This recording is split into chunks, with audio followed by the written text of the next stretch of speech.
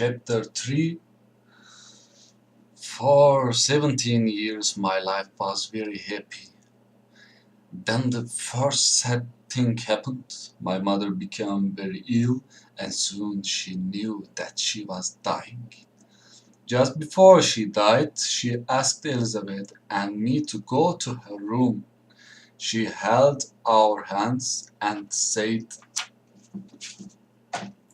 "My children, I am very happy because you love each other and because one day you will get married. Everyone in the family loves you, Elizabeth. Will you take my place in the family, my dear? I can die happy if you will look after them when I have gone." My mother died, and we were very sad because we loved her dearly.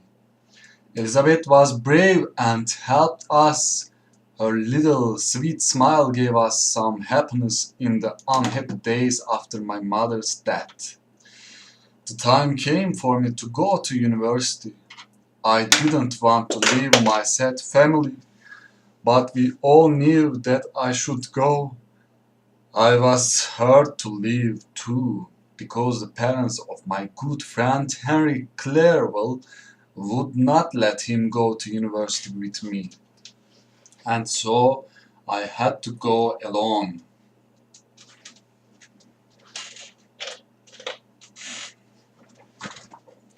On my first day at the university, I met my teacher, Professor Waltman, who was one of the greatest scientists in the world.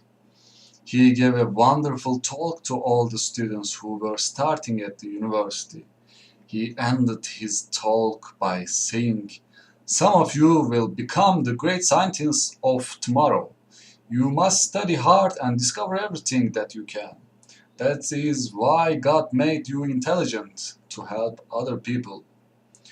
After the professor talk, I thought very carefully. I remembered the storm when I was 15. I remembered how the lightning had destroyed the tree. I wanted to use electricity to help people, and I wanted to discover the secrets of life. I decided to work on these two things. I did not know then that my work would destroy me and the people that I loved. I started work the next day. I worked very hard, and soon Professor Waltman and I realized that I could learn to be a very good scientist.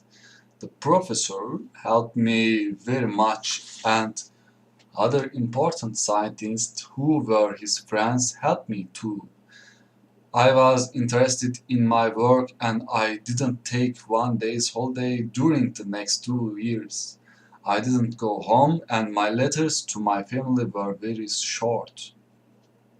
After 2 years, I had discovered many things and I built a scientific machine that was better than anything in the university.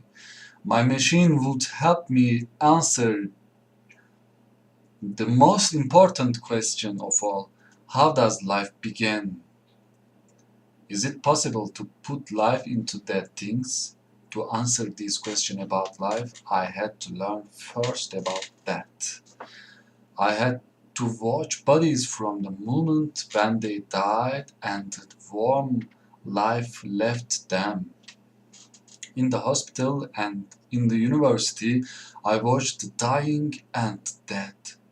After day after day, month after month, I followed that. It was a dark and terrible time. Then one day, the answer came to me. Suddenly, I was sure that I knew the secret of life. I knew that I could put life into a body that was not alive.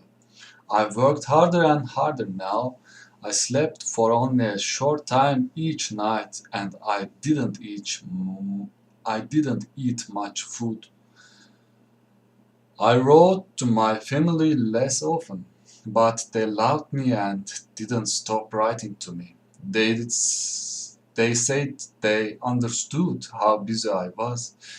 They didn't want me to stop work to write or to see them.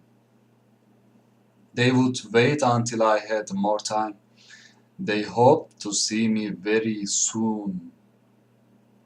The professors realized that I was doing very important work, and so they gave me my own laboratory. There was a small flat above the laboratory where I lived, and sometimes I stayed inside the building for a week and didn't go out.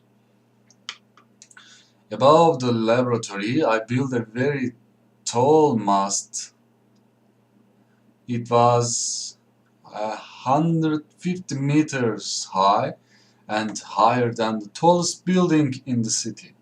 The mast could catch lightning and could send the electricity down to my machine in the laboratory. I had never forgotten the lightning that had destroyed the tree. There had been so much power in the electricity of that lightning.